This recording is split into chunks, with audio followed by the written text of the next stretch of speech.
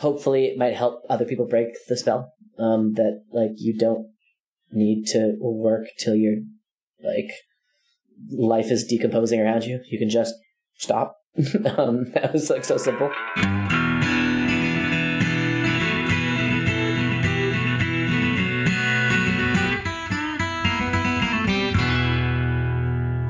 Welcome to another episode of Increments.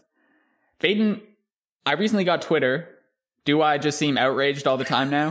Has my persona changed? Dude, you're a Twitter warrior, though. Like, I'm so impressed because I only ingest Twitter. I rarely tweet out, but I just see you're just like engaging with people and you're just yelling at people. And I'm still trying to figure out the main mode of operation on Twitter. Like, whether I might switch to being more passive. Right now, I'm pretty active. We'll see what happens. I can see why it is addicting to a certain extent, because you do feel somewhat naked. Like, obviously no one cares, like, what I'm posting, you know, me and my fucking 30 followers or whatever.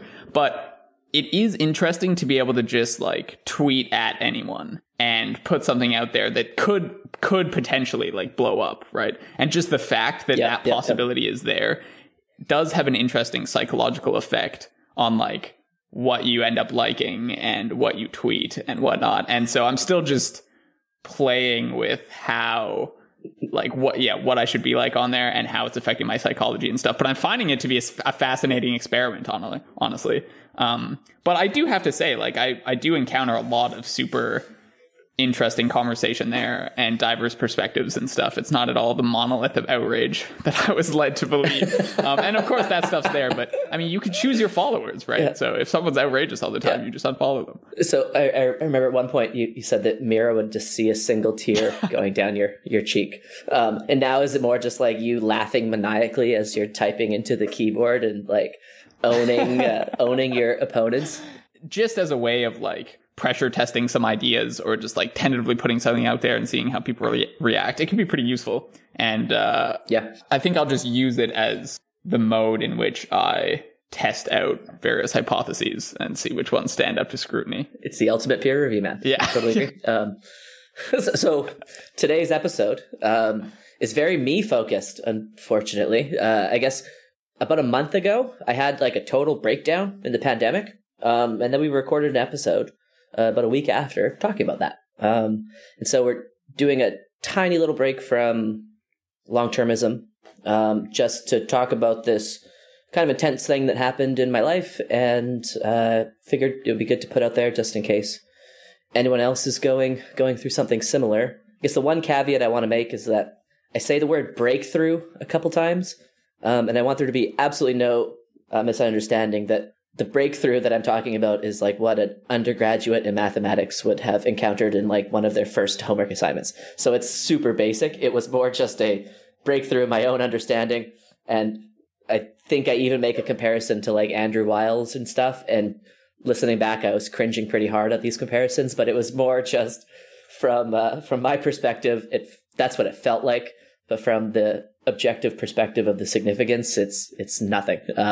So that is the only caveat I want to make to listeners, that I'm not comparing myself to the greats. I think you're being pretty modest. I mean, differential geometry is not a trivial subject and not something most undergrads encounter. But you take your point. I thought it was pretty cool for you to talk about this, honestly. It's hard for people to talk about like mental health related issues. And I just think the more people chatting about it and difficulties that they've had with it in the past, the better. Just try and open up that conversation space as much as possible. So I guess this is you trying to do that to a certain extent, which is pretty cool, I think. Yeah, I mean, trying to be open and honest about all the crazy stuff that happens in my life, and hopefully, like, I guess that's one of the big difficulties with mental health is that people don't like to talk about it publicly. And most of my life, I've been pretty fine.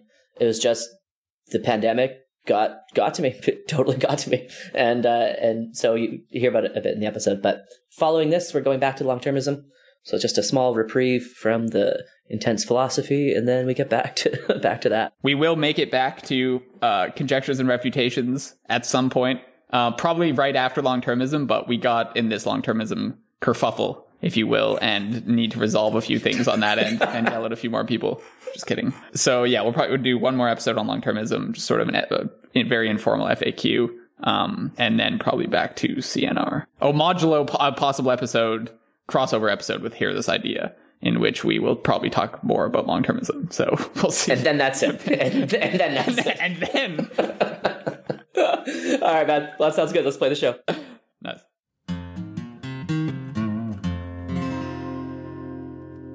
Let me tell you all about my crazy fucking week and my mental breakdown. We recorded the thing on long-termism, last Wednesday? 2 Wednesdays ago? And then, so I've been obsessing about that idea with you. I was obsessed about it for that period of time. And then I've been also obsessing with my good friend Rob, who I've been collaborating with this research and stuff. And then, so after our meeting on Wednesday, then Thursday, I had like a 9-hour meeting with Rob, and it was just like one of the most intense meetings ever, in like the best way, because we were both like really pushing on this like idea that kind of made sense in both of our heads, but not enough to communicate it to the other person. And so we both were seeing like different aspects of the idea at the same time. And then at like 6 p.m. or like 5:55 p.m., like had like a fucking breakthrough, and it was like almost like an orgasm in my head. It was just this pure like understanding, and it felt so goddamn good. And then like 2 hours later, I had like a giant breakdown in a restaurant with Helena. Like I was just like crying and just couldn't handle myself. It was crazy. So I had like a breakthrough with you on the Tuesday or on the Wednesday, and then I had like a breakthrough with Rob, and then I had a fucking breakdown like in a restaurant 2 hours later, because I was like obsessed, like in a way that was actually scaring me, and in a way that like I realized I like couldn't think about anything else besides these two ideas. And it was like nuts. Like, and my language circuits were all fucked up. So like Helena was just trying to talk to me, and I was like incapable of like actually saying words that weren't about these two ideas, because my brain was just like firing in like 50 different ways. And then like the next day on Friday, this is when I texted you, but on Friday, like my brain was just going so much as like something is fucking wrong here, and I'm not sure what. And I remember standing in the kitchen just trying to put like a coaster away, and I couldn't figure out where the coaster was supposed to go, because like I was possessed by these like two ideas. It was crazy. And so I was like systematically trying to check each cupboard to see like where the coaster goes, and I was incapable of like putting the thought together. And then I realized like just something that came back to me from when you and I were talking a couple podcasts ago, that like addiction isn't about particular substances, but it is like the inability to stop doing things that are like hurting yourself or other people. And I fucking had this giant realization that I was like addicted to work, that like I had literally been working nonstop 9 a.m. to 2 a.m. every day since like a month before the pandemic started, because like I have this infinite to-do list in my head of things that I like need to get done. And every time I do one, I just like get a dopamine hit, man. And like you just get a dopamine hit after a dopamine hit. And so I realized I had a fucking work addiction. And that was when I texted you and texted Rob and texted Frank, and just basically had to stop everything for 1 week, because I was both like neglecting things in my life that were like starting to fall apart because I was working so much, and I couldn't stop doing it. It was crazy. And then I realized that like I forgot where I heard this from. It was like maybe Nietzsche or some philosopher, who said that like people don't possess ideas, like ideas possess people. And thinking about like Gregory Perelman and Andrew Wiles and all these like famous mathematicians who have like gone crazy, or almost like, so Gregory Perelman, like I looked up his Wikipedia page, and he talks about like his withdrawal from mathematics and how he thinks about mathematics as like it's a very painful subject, and he's currently like picking mushrooms in a field somewhere because he just can't think about it again. And I also had this realization that like a lot of big breakthroughs or big like theorems in mathematics are theorems with 2 last names because I think it takes like 2 people working intensely on an idea for a long time to like really make a bunch of progress. And so like I feel like you and I had made like so much progress on the Popper stuff, and then Rob and I had made so much progress on this like Riemannian geometry stuff that I like couldn't think about anything else, and I couldn't deal with like the real world, and so that's why I had to stop everything for a week. But it was fucking wild, man. And so now like I'm like tepidly coming back to all these ideas so that like I can learn to have like a healthy relationship with work and stuff, because unlike, I don't know, alcohol or heroin or something, like if you do a little bit of, or I guess that analogy doesn't work, but like work is the best. And so I'm realizing it's quite a rare, like, it's a fortunate place to be in, to like love your job so much that like you can actually become addicted to it. But that's what, so that's what happened to me last week. And that's why I had to like stop everything for 1 week. And I imagine like a lot of people are going through something like this, in the pandemic, where they just have a job that they like to do. And what else are they going to do? They're just going to keep working all the time forever. Wow. I mean, good for you for having the self-awareness to stop, I guess. Yeah, to like take a break. I mean, the thing that's hard, I think, about work addiction is that it's, I don't want to say necessarily encouraged, but it's not frowned upon, especially in academia, to be working all the time. And sometimes it's even expected. And so unlike, drinking all the time or, shooting up heroin or something, people don't necessarily question you as much if you're like just working all the time or constantly responding to emails or constantly coming up with ideas or always in the middle of proving something, until possibly your significant other or your family or something is like, are you okay? And so there's like that weird validating aspect that society has for that kind of behavior that can, I think, make it even harder to break out of. So yeah, wow, man. So I'm curious, like, so as you're coming back, do you have like strategies for coping with? Yeah. For coping with like trying to maintain a healthy work-life balance sort of thing? Yeah, totally. So I like, the main one is setting myself like stop points. So 6 p.m. on like weekdays and stuff, I say, okay, work is over now. And then meditating. The thing with meditating is I always knew that I like would need this at some point in my life, but I just kept pushing it off. But now like it was so apparent that I need to get back into meditating for sure. And then just like taking weekends off and like, but you're absolutely right. Like the ML culture, I think is, especially like PhD culture and ML culture, just encourages you to work forever. And so like, that's great if you love it. But now I'm learning I have to figure out how to have like a healthy relationship with it so that I can keep all my other relationships healthy. Because it's like so easy to just like be talking to somebody, but then in your head be like going through algebraic moves and trying to figure out like how to like solve this problem you've been working on for a while. Same with programming too. Like you can just be like not listening to someone because you can continue to work while you like are just looking at them, So I don't know, like, have you had any difficulties with this? I've talked to some friends and they, my one buddy, who I won't name, but said that he recently has had to find healthy ways to like have a work-life balance and stuff. But it kind of blindsided me because I didn't even realize that would be a thing. Turns out totally a fucking thing. Yeah.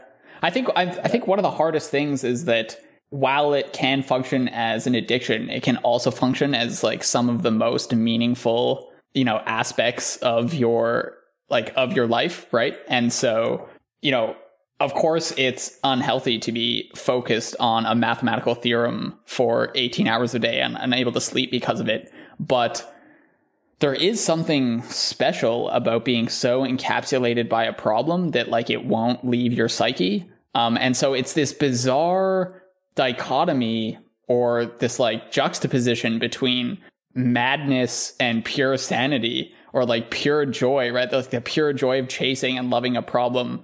And then, just on the edge of like madness. And that is like it's such a vulnerable, but like amazing, brutal, chaotic place to be. And so I think that also adds to the problem. And I mean, perhaps that's the same with all other forms of addiction. Like, I don't know, like possibly if you're like addicted to cocaine, You also feel like that in like the moments of your most high are like almost sort of the closest to the moments where you're the most low as well. But there is that sort of magical aspect of being so enticed and captured by like just, like a mathematical problem that you feel so alive when you're thinking about it, and yet you're sort of you're the farthest thing from alive, right? You can just be sitting in your room in the same position and haven't eaten for 12 hours and not even realize it, and just like staring at a pad of paper while your mind is running at warp speed. And so it just it strikes me that these things are always they're two-edged swords, right? You're just like you're fully living, and you're like closer to insanity than you've ever been before. And that's something I don't think is often talked about. Like, so I don't know if you feel this way, but I feel like when we recorded that podcast like 2 weeks ago, we just were like, we had a fucking breakthrough. It felt like everything was just clicking in that we had talked about for the last like 8 months or whatever. And there's like a journey you go on with somebody, right? Like I couldn't just start explaining this from scratch to Helena or to Rob. And similarly with Rob and I, like we've been on this goddamn journey together with this tiny little mathematical thing that we've been, let's say, obsessed with or enticed by or what have you. And same thing there. Like I couldn't explain to other people like how far into the abyss we've gone. And that is kind of another similarity, I think, between like drug addiction and like work addiction and like math addiction, is that it's better when you're with other people, I guess. Like I wouldn't like knowing that you were obsessing about this long-termism thing too, and seeing all these pieces click in just made me obsess even more and wanted to talk to you about it even more. And if you could channel that energy and then like focus it so that it doesn't burn you out at the beginning of your career, but it like sustains you for a long, healthy career, then I think it's super powerful. But it just scared the shit out of me how much I wanted to work on this one thing it was fucking crazy, man, because I was working on this blog post as if I had this like this huge deadline on Friday. And I was like not sleeping, but it was entirely just made up. I just said, hey, do you want to give ourselves an arbitrary deadline just to motivate us to write a little bit? And then I was like losing sleep because of it. And this is madness. Like, why the fuck would I be working myself to the bone when there's literally no deadline? And to the point of excluding like my partner and stuff. And that was when I kind of like realized it and snapped out of it. But there's just something so, like enticing and so enjoyable about working on problems with other people. I guess that's the component that I wanted to add to what you're saying. Like the other people thing is huge. Does the possibility that you have to sort of be in that manic state to make big breakthroughs scare you at all? This is something I've thought about a bit, not exactly in this context, but whether my environment is such that it's setting me up to make like the biggest breakthroughs that I need, whether it's in research or another area of life. And so I'm wondering if that thought that like there's two combating impulses. One is to live like a happy, healthy, normal life where you have normal interactions with your friends and your family, and you have sustainable pillars that make your life meaningful in various ways, versus the life where you're just like completely obsessed about sort of one problem and that's your life's goal. And yes, it drives you mad, but you make progress on it. Does that sort of dichotomy, the possibility of that actually being a true dichotomy, worry you at all? Or are you sort of not concerned about that? I'm less concerned after reading some blogs from Terry Tao, who talks about how like this is a big, let's say, job hazard within the field of mathematics. Like people can become obsessed and people can burn themselves out. And it's just something to be aware of, that like for most people, like that doesn't actually lead to success. Like you hear about the few cases like the Perlmans and the Wiles and stuff, but for the majority of people, they'll just get burned out and that won't be successful. They won't be successful at all. And so I'm more just treating it as a job hazard, which is like, it's like playing a video game and just knowing that at 6 p.m. I have to turn it off and then I can pick up the game tomorrow, is I think the thing that made me less scared, because I don't think it is an either or. You have to be obsessed to the point of like self-destruction, or you won't make progress. I don't want to say breakthroughs, like that's so grandiose. Just to the listeners are super clear. I'm not comparing myself or anybody to the greats. I'm just saying that it felt like a bit of a breakthrough in my own understanding. Just like a big aha moment, I guess. But yeah, so I think treating it more as a job hazard, and less as an ultimatum, I think made me less scared, because I was at first, but like, I guess Teruel has like a super healthy, normal life and has kids and a family, and just recognizing that like we're in such a fortunate position of loving our work. And it is like a video game every time I go to work. Like, it's so much fun. Like, I just love it. But knowing that the math will be there tomorrow, as will the blog post, as will the whatever, is I think the thing that reassured me a little bit. Yeah, I think that's probably a good thing to keep in mind. And it's probably a pernicious myth that you have to be obsessed with your work, that is leading a lot of grad students to leading pretty unhappy lives, especially if they don't love their subject, and just feeling still like they have to spend every minute of every day focused on it. I think can be a big problem. I have, a couple friends now in PhD programs and whatnot, and just keeping in touch with them and noticing their attitudes towards work and stuff, and their cohorts members' attitudes toward work scares me quite a bit, actually. I'm noticing this tendency, especially for a couple of people that are very close to me that are enrolled in PhD programs, this sort of like, and perhaps this is worse in some disciplines than others, but this myth that you have to dedicate every minute of every day to your PhD program, or else like otherwise you're going to fall behind, and trying to maintain work-life balance is impossible. That's just, that's not for the winners of the cohort. That's not for the people who want to like go on to teach at Harvard, right? Like they don't have work-life balance.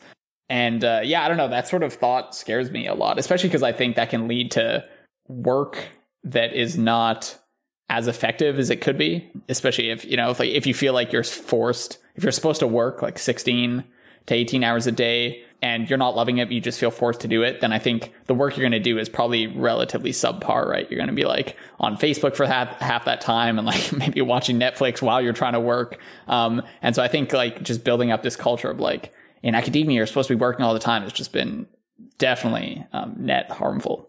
Yeah, I think it goes unstated because you just talk to people and they're always working, and so you kind of assume that you're supposed to always be working.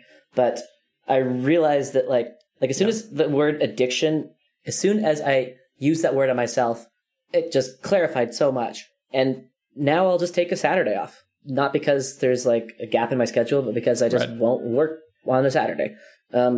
And there will still be deadlines, and there will still be publications, and the math will still be there. And so I think a lot of this culture is like just can be broken through when you just recognize that you're doing it to yourself in a lot of cases, and you just don't need to do that anymore. And especially during like quarantine life, like in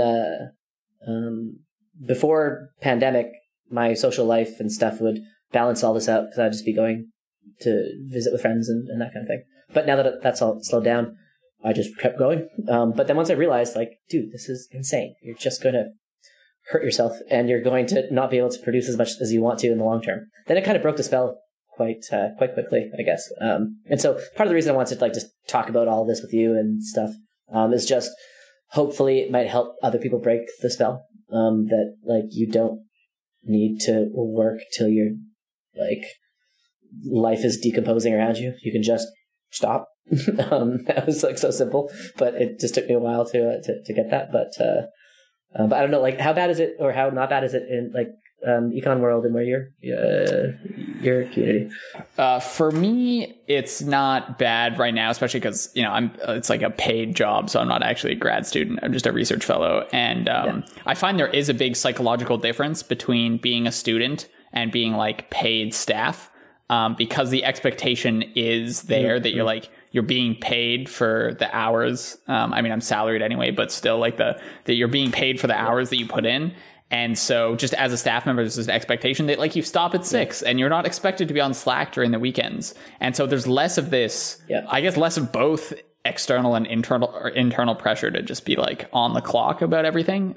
which is weird because, I mean, you're being paid more than you would be as a grad student, and yet you feel pressure to work less. But it's almost like because as a grad student, you feel like you should be taking the opportunity to just like learn as much as you can, and your peers are always going, you know, pedal to the floor 24/7. And so I'm not sure what exactly the differences in psychology are, but I think while you hold a job where it's like quite clear it is a job, it's easier to like just step away from the keyboard at like 5:30 or 6.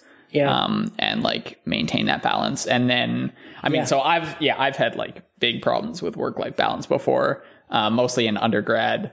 And I just found, I honestly, I didn't figure out how to handle it until grad school. Then I just figured out that like I just needed to have multiple sort of pillars in my life, like different things that I leaned on, and some just couldn't be academic at all. Exactly. So it was like, sports that got me through it while I was doing my master's.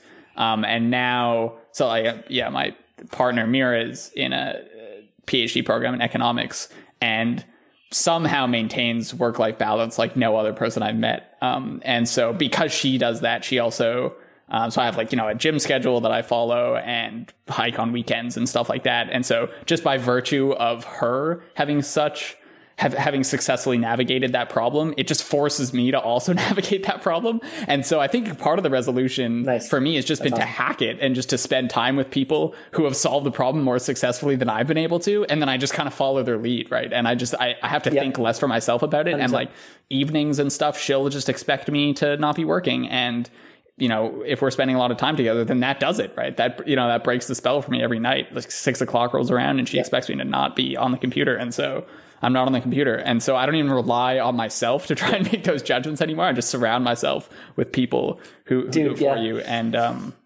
like you said, that can be harder. That's definitely harder now in COVID times than it is. But, you know, if you're lucky enough to be with someone who, you know, if your partner is sort of dedicated to solving that problem with you, then I guess it makes it a lot easier. As you said, I think, you know, your partner helped you navigate that problem, sort of reminded you and dug you out from the bottom of that well. And so, you know, I think that's such a useful aspect of a healthy relationship, right? Is like you're going to fall off the cliff sometimes, and to have someone there to just catch you, bring you back up is like so crucial. Exactly right. Like, and the thing that was tricky, at least for me, was that I didn't realize it was a problem until like the day that I realized it pretty hard that it was a problem. But poor Helena, like from her perspective, I was just always working, and she didn't know that sometimes the deadlines were real and other times they were entirely like figments of my own imagination that I had just put onto myself for no reason whatsoever. And so I've been like giving her the keys to unlock my own mind, I guess, by saying like this will probably happen again. And when it does, and I say I have to work a lot, like just check to see if I've made up deadlines or if they're actually real deadlines. Because if I'm in this like frenzied addict mode, and I say I'm working, like you should not take me at my word about that, at least until I know that I can like maintain a healthy work-life balance. And I think like after pandemic, it's all going to be fine, because like you saying the having multiple pillars, like for me, it was basically 2 pillars. It was like my friend group, whom I love, and my work, which I love. And the 2 of them I loved equally. Right. And so they would just balance each other out. But now my friends, I still love them, obviously, but we just can't hang out nearly as much as we used to. And so once pandemic and stuff is over, I think things will get back. But just knowing that I had the propensity to just work forever without realizing how damaging it was going to be was a big realization in my life. And I think knowing it will prevent it from kind of happening again. But everyone, like you said, has to figure out different ways to establish that work-life balance. Yeah, it's fascinating. In like times of stress, you take on roles and engage in behavior that you didn't think was possible otherwise. You're just like your body and your mind start changing in ways that it hasn't since puberty. It's wild. You know? It's just like just a wild ride. Yeah, dude, it's wild. Yeah. But anyway, so that was my little mental health adventure. And feel much better now, and hopefully won't have psychotic breakdowns again in the near term, maybe in the long term. But yeah, you gave like quite a bit of advice there. Do you have like advice for anyone who is like possibly going through the same thing, or maybe even like significant others of people who they think might be going through the same thing, especially now, of like how to try and break that spell? Good question. Yeah, I guess the first piece of advice is like, can you stop doing it? Because that was the big realization for me. What, like I had said in the social media episode, that like it's not about addiction. Isn't about like the inability to stop doing something. It's about the inability to stop doing things that are harming you. So just ask yourself the question, like, are you being harmed? Are you harming other people? And can you stop? And if the answer is yes, you're harming people, and no, you can't stop, then I don't care what you call it. If you don't have to call it an addiction, but something's a problem there. And just once I fit that onto my own behavior, then a lot of things cleared up. So, so one thing to ask yourself or to ask your partner is that question. And like the other thing that was happening with me is like I was neglecting all of these tasks that I should have done. For example, like I need to get gum surgery and I just wasn't doing it. I need to get a flu vaccine. I just wasn't doing it. I needed to just fix some things around the house. I just wasn't doing it because I kept like justifying to myself that work was more important, that I was like people will understand that I'm not fulfilling my like life duties because my work is so important. But that was all fictional. Like I need to be able to do both, right? And so for people who may be going through something similar to this or have a partner who's going through something similar to this, just see if breaking the spell by using the word addiction is going to make some progress, and then dig into how many of these deadlines are actually artifacts of the fact that you think that other people are working all the time. Because a lot of the deadlines I would put on myself would just be because I thought other PhD students were going this hard. And that may be the case, but it's just like so unhealthy. And so those would be the two things. And then just like close, like very simple ones, like you said, closing my laptop at a certain period of time is important, and trying to start an entirely new like set of habits. So not waking up, making an egg, working on my laptop in the office till 7 p.m., then working on my laptop on the couch till 2 a.m., and then doing the whole thing over again forever. Like that was my habit for about 10 months. And just breaking all that. So just like going for a walk in the morning now, and just trying to start entirely new habits was super helpful as well. But I don't know, like it's a good problem to have in some sense, like to be so fortunate as to love your job so much that you totally. It's like playing a video game. It's like first world problems, you know, but but it did become a problem, you know, it did become a problem. And so, yeah. But so we're going to stop making progress on long-termism now. Is that what's going to happen? Dude, no, like I have to figure out how to have a healthy relationship with my obsessions, because like, fuck, we made so much progress being obsessed about this, you know? And so just figuring out a way to channel it in a healthy way is kind of my next big project. And meditation. Like maybe the last little piece of advice would be like, if you're like me, you know meditation's a good thing, but you just kept putting it off because you had other important things to do. And that's probably okay. Just know that it's there when you need it. And at some point in your life, you'll probably need it. And then when that moment comes, then do it. Because right now, I like am trying to meditate every day, and it's like really helping. So just to calm the mind. Yeah. That would be my adventures over the last week and a half. Yeah. Wow, man. Yeah. Good for you for being open about it. That's hard shit to talk about. Yeah. Especially when you realize that you've sort of like been imprisoned in your own mind. That's a difficult place to be in, regardless of what the prison is. You know, we all imprison ourselves in various ways. And breaking out of that can be fucking hard. Yeah, indeed. Well, let's talk about lighter subjects next time. But,